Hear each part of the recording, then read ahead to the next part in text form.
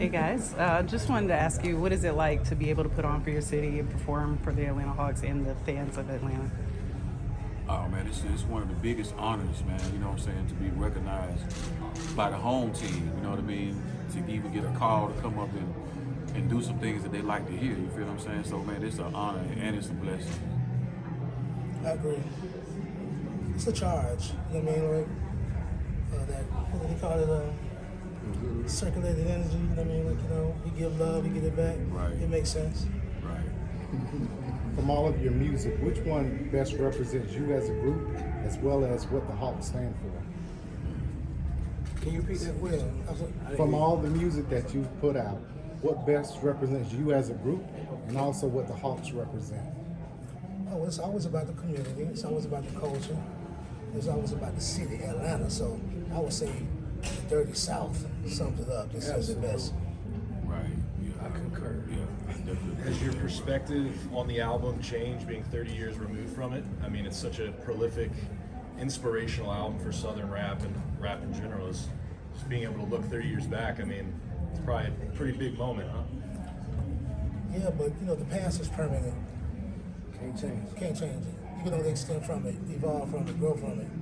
You know what I mean? It feel like rock and roll when you talking about like 30 years. Yeah. You know what I mean? You done went into that arena. So like rock and roll, they just keep going and keep going. They got double digits behind what they've done. So Here's the 30 more. 30 years, I'm saying that's the 30th year anniversary of Soul Food, man. So it's like it looks like it came quick. You know what I'm saying? Yeah, you don't compare the project to the creators, the creation to the creators.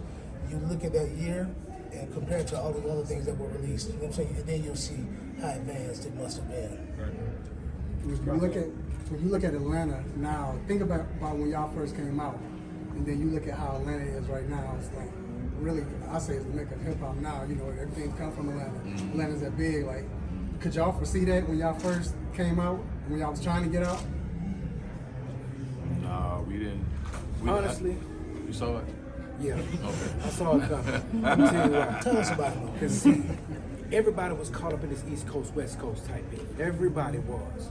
And see, a lot of times when that happens, it's always a silent killer somewhere hiding in the bushes. And that was Dirty South. You know what I mean? And I just feel like when Andre got on that stage, I actually had an opportunity to watch it all over again yesterday. And it was exciting because I couldn't really remember. I remember it happening, but to Yeah, me actually too. see it, Yeah. it's like I could connect all over again with that whole situation. And there was a lot of tension going on out there. For sure. I watched this and I was like, man, Dre was pissed. You know what I mean? Because they were booing him. And they were booing. Outkast had just won all them awards. They were doing so well with sales and everything. It was just amazing to get up to New York and not have the type of love that we would expect. But the South saying something right now. We talking. That's why we here. Well, when you're in the middle of making history, you really don't see that yet. You know what I mean? But just like what Timo was saying, when we got a chance, because it was a post that we put on Goodie Mob. It was like the whole thing all over again. You know what I'm saying? Because for a minute, I didn't even remember me being there. But just seeing like how how disturbed Dre was about how the South wasn't getting any love, you know what I mean? Because what they thought about it. They didn't think that we was hip hop until the Dungeon Family came out. Even though you had other Southern groups before us, but I don't think there was a group that really was socially conscious like that. You know what I mean? And we did it on. We didn't even do it on purpose. It was just that we was just doing us. You know what I mean? And then it came out to be what we got today. You know what I'm saying?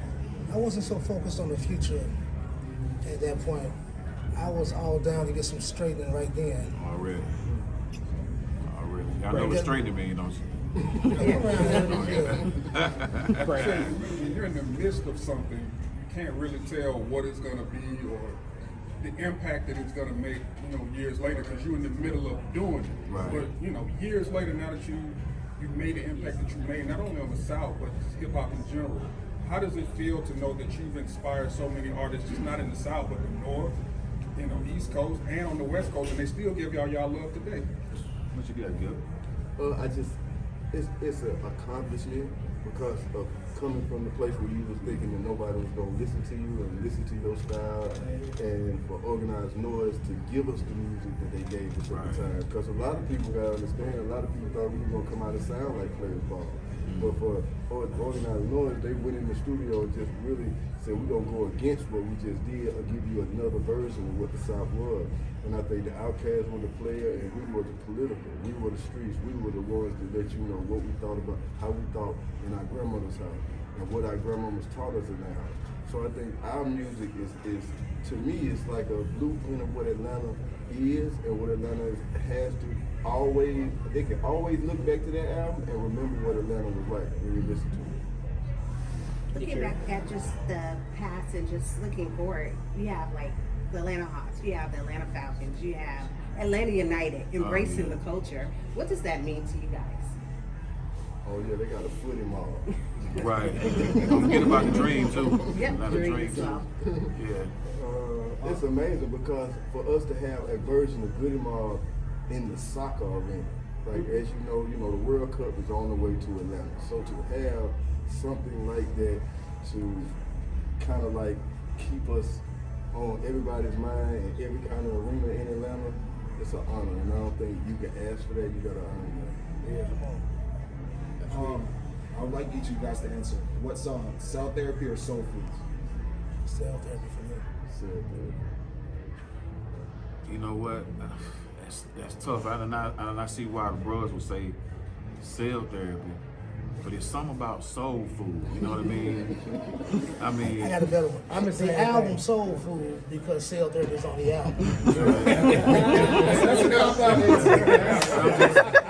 Soul food. I mean, when you think of soul food, you really think of Southern. You know what I mean?